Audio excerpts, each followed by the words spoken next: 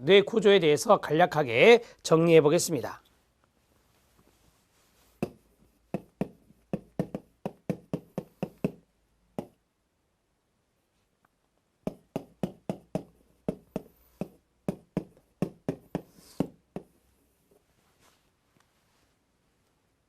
자, 뇌의 구조에서 가장 중요한 부분이 전뇌였습니다. 자, 이 전뇌에서 우리가 기억해야 될 것들이 많이 있었죠. 첫 번째, 전뇌에서 대뇌 피질이 있었습니다.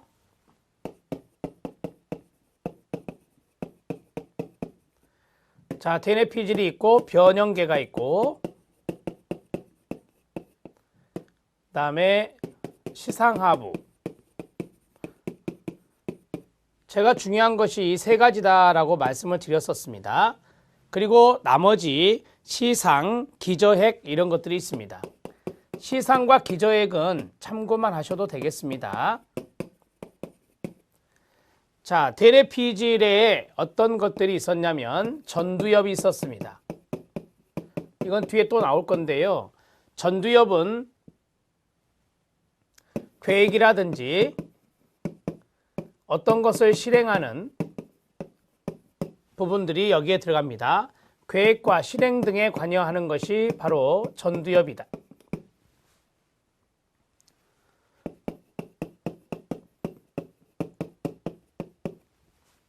두 번째 주정엽은 체감각의 정보와 연관성이 있습니다. 우리가 이제 신체 감각이라고 하는 것을 체감각이라고 말할 수 있는데요. 체감각의 정보를 받아들이는 것입니다. 그 다음에 축두엽이 있습니다. 이건 청각과 연관성이 있고, 그 다음에 후두엽이 있습니다. 후두엽은 시각과 연관성이 있습니다. 이렇게 해서 네 가지의 내용을 알아놓으시면 되겠습니다. 변형계입니다. 변형계는 여러분들 교재에 있던 대로 동기와 정서를 담당합니다.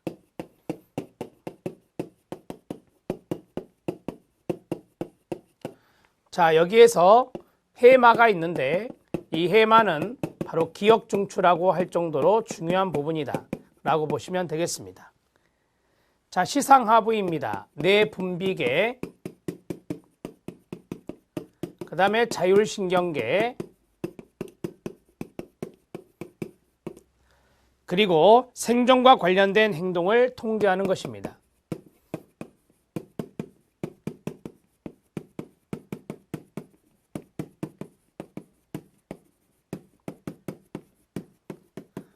이렇게 정리하시면 되겠습니다.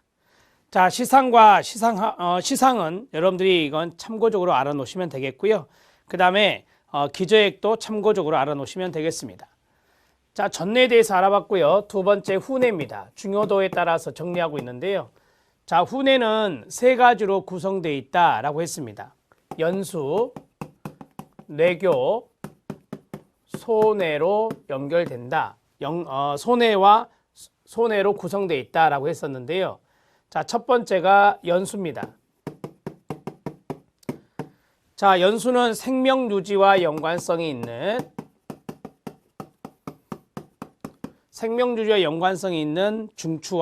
중추라고 볼 수 있고요. 그 다음에 반사를 조절하는 곳이다. 이렇게 정리하시면 됩니다. 그 다음에 두 번째로 좀 중요도가 있는 게 소뇌입니다. 소뇌는 협응, 거기 보면 협응 운동을 조절하는 곳이다 라고 했습니다. 협응 운동을 조절하는 곳, 소뇌를 이렇게 정리하시면 되고요. 그 다음에 뇌교가 있죠. 자, 뇌교는 말 그대로 어떠한 지나가는 다리 역할을 하는 곳인데, 여기에 보면은 수면과 각성에 관여하는 망상체의 일부분이 지나간다 라고 되어 있습니다. 수면, 각성에 관여하는 망상체의 일부가 지나간다.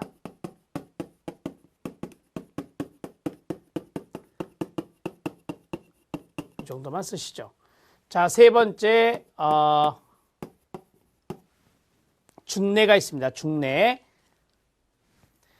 자, 뇌 구조 중에 세 번째 중뇌가 있는데 이 중뇌는 우리가 중뇌계와 중뇌피계 이렇게 구성되어 있다. 이런 정도만 쓰시면 됩니다. 중뇌계와 그 다음에 중뇌피계로 구성되어 있다.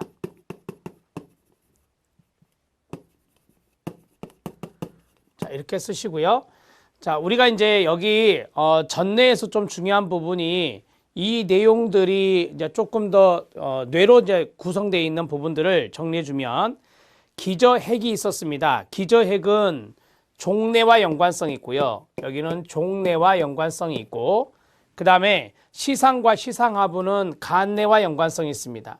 시상과 시상하부는 간뇌와 연관성이 있다. 이렇게 정리를 하시죠. 자, 여러분들 거기 그림이 있는데 그 그림을 참고적으로 좀 보시면 되겠고요. 여기 정리한 것 중에서 1번에 있는 전뇌가 가장 중요도가 있다라고 생각하시면 되겠네요. 자, 2번 주요 인지기능과 관련 뇌 영역이 있습니다. 제가 말씀드린 것만 보셔도 될 겁니다. 1번의 주의력에 리을의 별표 쳐주시고요. 2번 기억력에 리을의 별표 쳐주시고요. 3번 언어 능력에 니은과 리을의 2개 동그라미 쳐주시기 바랍니다. 그 다음에 동그라미 4번에 시 공간 구성 능력이 있는데 니은과 디귿에 별표 쳐주시기 바랍니다. 실행 기능이 있는데 실행 기능에 기억과 니은에 별표 쳐주시면 되겠습니다. 자, 보겠습니다. 자, 우리가 이제 뇌를 봤잖아요. 이제 인지 기능을 볼 건데 주요 인지 기능 및 관련 뇌 영역을 보겠습니다. 인간의 주요 인지 기능은 5가지로 나눌 수 있습니다. 주의력, 기억력, 언어 능력, 시 공간 구성 능력, 실행 기능이 바로 그것입니다. 자, 주의력인데요. 일상생활에서 주의력 또는 집중력이라 하죠. 주의 집중력이라는 단어가 많이 쓰이고 있는데 주의력을 정의하는 것은 생각만큼 쉽지 않습니다. 이는 단일한 개념이라기보다는 다양한 심리적 현상을 뜻하는 명칭이기 때문입니다. 뇌에서 한순간에 처리할 수 있는 정보의 양에는 한계가 있기 때문에 특정 정보를 선택하는 과정이 필요한데 이것을 주의라고 합니다. 주의력은 주의를 유지할 수 있는 지속적 주의력, 무관한 자극을 무시하고 특정 자극에만 주의를 집중하는 선택적 주의력, 그리고 2가지 이상의 여러 자극에 적절히 주의를 배분하는 능력, 이런 것들로 나누어 볼 수 있습니다. 자, 리을, 주의력과 관련된 뇌 부위가 중요합니다. 전두엽의 앞부분을 전두엽이라 합니다. 두정엽, 망상체, 중뇌의 상구, 시상, 변형 피질 등이 있습니다. 이러한 뇌 부위에 손상이 오면 주의력에 장애가 생기겠지요. 자, 그러면 하나씩 정리해 보면 첫 번째 주의력입니다. 자, 주의력과 연관성이 있는 것을 쭉 작성해 놓으세요. 전두엽, 두정엽, 전두엽, 그 다음에 두정엽, 그 다음에 세 번째가 망상체, 중뇌는 상구와 하구가 있다 그랬죠. 중뇌의 상구, 그리고 시상, 변형 피질입니다. 시상, 변형 피질, 이것과 관련이 있다, 이렇게 정리하시면 되겠습니다. 자, 여기에서 좀 중요도가 있는 것이 있겠죠. 전두엽이나 두정엽이나 그 다음에 뭐 시상각 정도만 보시면 될 것 같아요. 자, 이제 2번 기억력을 보겠습니다. 기억력이라는 것은 우리가 생각하는 것보다 훨씬 더 복잡한 체계로 구성되어 있으며 그 작용 시간에 따라 감각 기억, 그 다음 우리 뒤에서 배울 겁니다. 단기 기억, 장기 기억으로 나뉘고 장기 기억은 또 외형 기억과 암묵 기억으로 나누게 됩니다. 외형 기억은 사실이나 사건에 대한 기억을 말합니다. 기억 정보에 대한 의식적 경험이 가능하며 의미 기억과 일화 기억이 바로 외형 기억에 들어갑니다. 암묵 기억은 행위나 기술 및 조작에 대한 기억으로서 기억 정보에 대한 의식적 접근이 불가능한다. 그래서 암묵 기억이라 합니다. 특정 기술, 점화, 습관, 비연합학습 등이 있다라고 합니다. 기억, 니은, 디귿은 참고하셔도 됩니다. 뒤에 또 기억에 따로 나오기 때문에. 자, 리얼, 기억력과 관련된 뇌 부위는 축두엽입니다. 앞에서 제가 해마를 말씀드렸는데요. 특히 내측 축두엽의 해마에서 담당한다고 알려져 있으며 최근 연구에서는 기억을 저장하고 인출하는데 전두엽이 중요하고 능동적인 역할을 한다는 보고가 나오고 있어 축두엽뿐만 아니라 전두엽의 손상이 와도 기억력 장애가 생길 수 있습니다. 자, 그러면 기억력과 연관성이 있는 것을 보겠습니다. 자, 기억력과 연관성이 있는 것이 바로 축두엽이다라고 했는데 이 축두엽, 내측 축두엽이라고 그랬죠. 내측 축두엽의 해마, 앞에서 말씀드렸는데요. 내측 축두엽의 해마가 바로 상당히 중요한 역할을 한다라고 했고요. 자, 그 다음에 최근에는 전두엽도 여기에 들어간다라고 했습니다. 전두엽도 기억력에 영향을 끼친다라고 하는 것입니다. 전두엽과 관련이 있다, 이렇게 정리를 하시죠. 자, 여기서 두 가지 정도만 기억하시면 되겠네요. 축두엽과 해마입니다. 축두엽과 해마가 바로 기억력과 연관성이 있다. 자, 세 번째 언어 능력 들어가도록 하겠습니다. 언어 능력은 자발적인 언어 표현 능력, 따라 말하기 능력, 이름 대기 능력, 언어 이해력, 쓰기 및 읽기 능력, 그리고 사회 언어적 능력 등으로 나눌 수 있는데요. 자, 니은의 언어 생성이 있습니다. 언어 생성의 박스. 언어 생성은 주로 좌반구의 하전두엽 부분에 있는 브로카 영역을 포함하는 부위에서 관여합니다. 브로카에 박스 쳐주시기 바랍니다. 다 좌반구입니다. 자, 언어 이해에 박스 쳐주시기 바랍니다. 주로 좌반구의 상축두엽 부분에 있는 베르니케 영역입니다. 베르니케 영역에 밑줄 박스 쳐주시기 바랍니다. 여기 주변 부위에서 관여합니다. 그러니까 언어 생성은 브로카고 언어 이해는 베르니케다, 이렇게 정리를 하시라 이 말입니다. 자, 사회 언어적 능력이란 암묵적인 대화 규칙을 지키고 언어의 운율, 리듬, 얼굴 표정 등을 상황에 맞게 이해하고 사용할 수 있는 능력을 사회 언어적 능력이라고 합니다. 리을 대부분의 언어 능력은 주로 좌반구에서 담당합니다. 좌반구의 동그라미요. 그렇지만 사회 언어적인 능력만큼은 우반구의 외측구 주변에서 관여한다고 알려져 있습니다. 그래서 사회 언어적 언어 능력이 여기에 들어간다. 사회 언어적 언어 능력이 되게 예술성이 여기에 들어가요. 그래서 이 우반구가 바로 예술적인 부분을 담당하거든요. 자, 보겠습니다. 세 번째가 언어 능력입니다.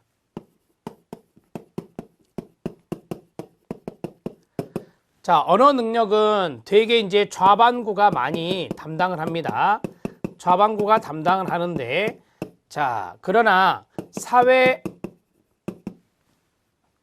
언어적 능력, 사회 언어적 능력은 우반구가 한다 그랬습니다. 사회 언어적 능력은 우반구가 담당한다, 이렇게 정리하시면 되겠습니다. 자, 대부분은 좌반구에서 담당한다, 이렇게 보시면 되고요. 이 좌반구에 해당되는 것이 두 가지가 있죠. 하나가 언어 생성, 하나가 언어 이해였습니다. 하나가 언어 생성, 언어 생성과 연관성 있는 게 브로카 영역이고요.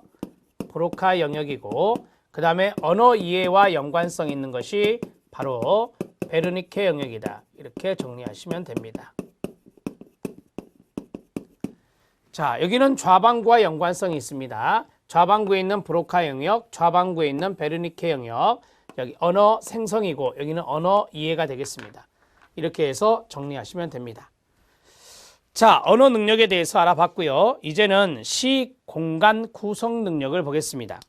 시각적 대상의 공간적 위치와 형태를 파악하는 지각 능력과 시 공간적 구성 및 조직화를 할 수 있는 능력을 시 공간 구성 능력이라 합니다. 길을 찾아가거나 그림을 그리거나 퍼즐을 맞출 때 쓰이는 능력입니다. 언어 능력과는 반대로 우반구에서 발달되어 있습니다. 자, 특히 주종엽에서 많이 담당한다고 합니다. 우반구는 자극의 전체적인 윤곽을 구성하는 데 관여하고 좌반구는 자극의 세부적인 내용을 구성하는 데 관여하는 것입니다. 자, 넘버링은 4번이 되겠습니다. 시공간 구성 능력입니다. 시공간 구성 능력은 바로 우반구에서 담당한다. 우반구에서 담당한다, 이렇게 보시면 되고요. 그 우반구에 있는 두정엽입니다. 두정엽과 관련이 있다, 이렇게 정리를 해 놓으시고, 자, 좌반구와 우반구의 차이점에 대해서 이야기를 했습니다. 좌반구, 그 다음에 우반구. 자, 좌반구는 거기 있는 대로 자극의 세부적인 내용을 구성하고요. 자극의 세부적 내용을 구성하고 그 다음에 전체적인 자극의 윤곽, 자극의 전체적 윤곽이요. 자극의 전체적 윤곽을 구성하는 것은 바로 우반구가 담당한다. 이건 팁으로 써드린 겁니다. 자, 마지막 5번 실행 기능을 보겠습니다. 시험은 실행 기능이 많이 나와요. 자, 실행 기능을 보면 인지 기능 중에 가장 복잡한 고의 기능이 바로 실행 기능입니다.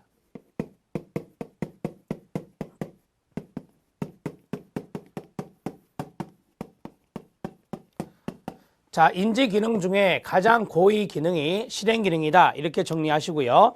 여기에는 판단 능력, 문제 해결 능력, 추론 및 추상화 능력, 계획 능력, 목적에 맞게 순서대로 일을 처리하는 능력, 융통성, 자동화된 반응을 억제하고 상황에 적절한 반응을 하는 능력, 통찰력, 충동 조절 능력 등이 모두 다 포함되어 있는 게 실행 기능이라고 말할 수 있습니다. 자, 실행 기능은 주로 전두엽 동그라미요. 전두엽 영역에서 담당한다고 알려져 있습니다. 최근에는 전두엽의 영향을 보다 세분화하여 이러한 다양한 실행 기능을 담당하는 영역과의 관련성을 찾는 노력이 진행되고 있습니다. 자, 실행 기능과 연관성이 있는 것은 바로 전두엽인데 전두엽의 전두엽 앞부분을 말하죠. 전두엽의 앞부분인 전두엽과 관련이 있다. 이렇게 정리하시면 되겠습니다. 자, 우리가 이제 실행 기능이라고 하는 거 여러 가지 것들이 있지만 몇 가지만 써 보겠습니다. 판단이라고 하는 거, 그 다음에 계획 능력. 우리가 앞에서 전두엽에서 계획이란 말이 있었죠. 자, 계획이나 어떤 실행 능력 이런 것들과 연관성이 있다 말씀을 드렸었고요. 자, 그 다음에 추론 능력, 그 다음에 문제를 해결하는 능력, 문제 해결 능력 등 다양한 영역이 바로 이 실행 기능과 연관성이 있다. 이렇게 정리하시면 되겠습니다. 자, 여기까지 해서 인지 기능 5가지에 대해서 했습니다. 주의력, 기억력, 언어 능력, 시공간 구성 능력, 실행 기능. 이 내용이 핵심이기 때문에 이 내용을 잘 적어 놓고 여러 번 읽어 주시기 바랍니다. 자, 이제 가용성 발견법에 대해서 하겠습니다. 가용성 발견법도 시험에 출제가 됐는데요. 아래 각주를 보면 살인사건이나 화재 등으로 죽는 사람과 심장마비로 죽는 사람 중 누가 더 많은지를 묻는 질문에서 끊어요. 사람들이 흔히 범할 수 있는 확률 추론 과정의 오류 이런 것들을 우리가 가용성 발견법이라고 말합니다. 자, 예를 들어서 내 주변에 화재로 돌아가신 분들이 많아요. 그러면 화재로 돌아가신 분이 더 많습니다 라고 추론하는 거죠. 내 주변에 심장마비로 돌아가신 분이 많아요. 그러면 심장마비로 돌아가신 분이 많다라고 이야기한다는 거죠. 이러한 것들을 우리가 흔히 범하는 확률 추론 과정의 오류인 가용성 발견법이다 이렇게 이야기하는 겁니다. 자, 1번부터 6번까지 있는데 1번, 3번, 6번에 별표 치시기 바랍니다. 그 6번의 사례가 중요할 수 있습니다. 사례에 별표 치시기 바랍니다. 사람들은 어떤 것이 얼마나 평범한지 판단하려고 할 때 또는 어떤 일이 발생할 가능성이 얼마나 될지 판단하려고 할 때 자, 그것에 대한 사례를 생각하려고 합니다. 사례의 동그라미요. 만약 어떤 사례가 쉽게 연상이 되잖아요. 그것은 평범한 것이라고 결론을 내리고 그렇지 않으면 평범하지 않은 것이라고 결론을 내리게 된다는 것입니다. 어떤 것이 기억 속에서 얼마나 가용적이냐에 따라 쓸모 있느냐에 따라 그것이 얼마나 평범한지 판단하는 단순한 어림짐작이 되는 것입니다.